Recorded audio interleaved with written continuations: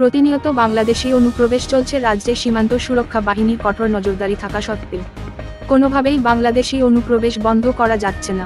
দালালদের মারফতে কাঁটাতারের বেড়া অতিক্রম করে রাজ্যে বাংলাদেশি অনুপ্রবেশের ঘটনা নিত্যদিনের হয়ে দাঁড়িয়েছে। শুক্রবার গোপন সংবাদের ভিত্তিতে আগরতলার জিআরপি থানার আরপিএফ ও গোয়েন্দা বিভাগ একত্রিতভাবে কাঞ্চনজঙ্ঘা এক্সপ্রেস থেকে 2 জন বাংলাদেশি ও 4 জন ভারতীয় নাগরিককে গ্রেফতার করে।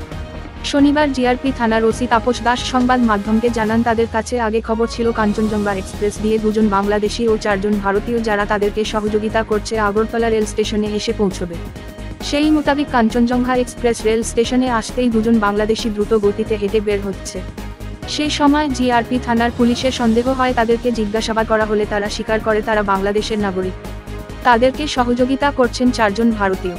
পুলিশ তাদেরকে গ্রেফতার করে। তাদের কাছ থেকে ভারতীয় মুদ্রা ও বাংলাদেশের মুদ্রা সহ মোবাইল পাওয়া যায়, সেগুলো পুলিশ সিজ করে নেয়। শনিবার তাদেরকে আদালতে তোলা হবে বলে জানান জিআরপি থানার ওসি তাপস দাস। হ্যাঁ, গতকালকে প্রায় সন্ধ্যা 5:30টার দিকে আমাদের কাছে একটা খবর আসে, গোপন সংবাদ, যে আমাদের যে কাঞ্চনজঙ্ঘা এক্সপ্রেস আসছে আগরতলা রেল স্টেশনে, তো ওটার মধ্যে কিছু বাংলাদেশি লোক আছে এবং তারা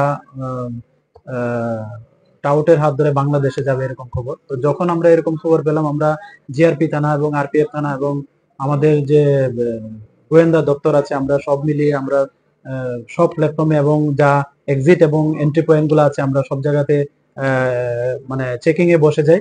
তারপর যেইমাত্র কাঞ্চনজঙ্ঘা এক্সপ্রেস ট্রেনটা আসলো, তো আমরা দেখলাম এখানে একজন জেন্টস এবং একজন লেডিস, সঙ্গে আরো 4 জন আছে, মানে টোটাল 6 জন। তারা খুব স্পিডে মেইন গেটের দিকে যাচ্ছিল, মানে এক্সিট হওয়ার জন্য। তো তাদের গতিবিধি দেখে আমাদের সন্দেহ হয়। তারপর আমরা তাদেরকে আটক করি। আটক করে জিজ্ঞাসাবাদ করলে তারা একে একে বলে যে 2 জন এখানে বাংলাদেশি আছেন এবং 4 জন তাদের বাড়ি এখানেই। তো তারপর আমরা আমাদের থানাতে নিয়ে আসি এবং একটা কেস আমরা নেই, মামলা নেই। তো এই মামলাতে তাদের 6 জনকে অ্যারেস্ট করা হয়েছে। তো তাদের নাম জিজ্ঞেস করলে বলে, যারা বাংলাদেশি যিনি লেডিস আছেন উনি বলছেন উনির নাম শ্রীমতী রূপসী রানী মজুমদার, উনা কুমিল্লা ডিস্ট্রিক্টে বাড়ি। আর যিনি পুরুষ লোক জেন্টস ছিলেন ওনার নাম শাকুল চন্দ্র বৈদ্য, ওনারও চাঁদপুর ডিস্ট্রিক্ট বাংলাদেশ বাড়ি। ওনার সম্পর্কে বলছে স্বামী স্ত্রী এবং ওনার সঙ্গে তাদের একটা বাচ্চাও আছে।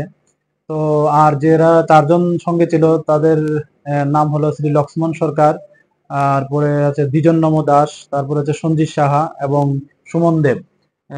ওনাদের বাড়ি প্রত্যেকেরই সাউথ জয়নগর, যা আমাদের এডিনগর থানার অন্তর্গত।